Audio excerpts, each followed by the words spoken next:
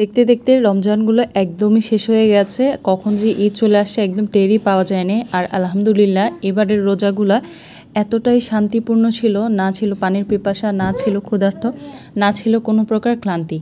তো আসসালামু আলাইকুম সুপ্রিয় দর্শক, যে যেখান থেকে দেখছেন ভিডিওটা, আশা করছি ভালো আছেন। আজকের ভিডিওটা কোনো রেসিপি দিচ্ছি না, মানে একদম র্যান্ডমলি একটা ব্লগ শেয়ার করছি। তো প্রতিদিনের ভাজা পোড়াগুলো আসলে তেমন একটা খেতেও ভালো লাগে না সব সময়। তো মাঝে মধ্যে একটু মেনুটা চেঞ্জ করলে খেতে বেশ ভালোই লাগে। আর রমজানে দেখা যায় ইফতার সময়গুলোতে একটু যদি ভিন্ন ধরনের খাবারগুলো থাকে তাহলে ইফতার টেবিলে সবাই খুব খুশি হয়।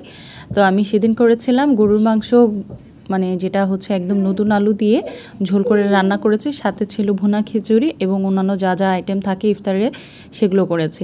তো ভুনা খিচুড়িটা আমি নর্মালি হচ্ছে এখানে মসুর ডাল দিয়ে করি, বা বাসায় রেগুলার যে ডালটা অ্যাভেলেবেল থাকে সেটা দিয়ে করি, আবার মাঝে মধ্যে মুগ ডালটাও অ্যাড করে নিই। তো প্রথমে পরিমাণ মতো তেল দিয়েছি, সাথে দিয়েছি এক চামচ পরিমাণ ঘি।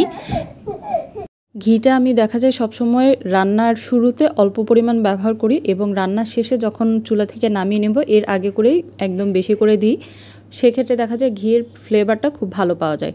তারপর আমি এখানে দিয়ে দিলাম হচ্ছে একটা বড় সাইজের পেঁয়াজ, ভালো করে একটু ব্রাউন কালার করে নিয়েছি।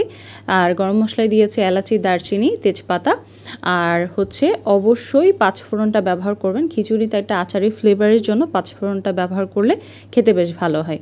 এগুলো সব কিছু দেওয়ার পর পেঁয়াজ, রসুন, আদা এবং টমেটো একসাথে পেস্ট করে রাখি। আর এই মশলাটা ভালো করে কষিয়ে আসলে তারপর গুঁড়ো মশলাই দিয়েছি, জিরা, গরম মশলা, হলুদ, লবণ, মরিচ, এগুলো সব কিছুই হচ্ছে 1 চামচ করে, মানে ছোট 4 টেবিল চামচে 1 চামচ দেওয়ার পর ভালো করে কষিয়ে আসার পরে পরিমাণ মতো সবজি, মানে আপনাদের যা যা পছন্দ তাই ব্যবহার করতে পারেন। এখানে জাস্ট আমি হচ্ছে এক্সট্রা ক্যাপসিকামটা ব্যবহার করব, সেটা হচ্ছে একদম লাস্টে। তো চালটাকে একদম ভাজা ভাজা করে নিয়েছি, দেখতে পাচ্ছেন কতটা ঝরঝরে হয়ে গেছিল।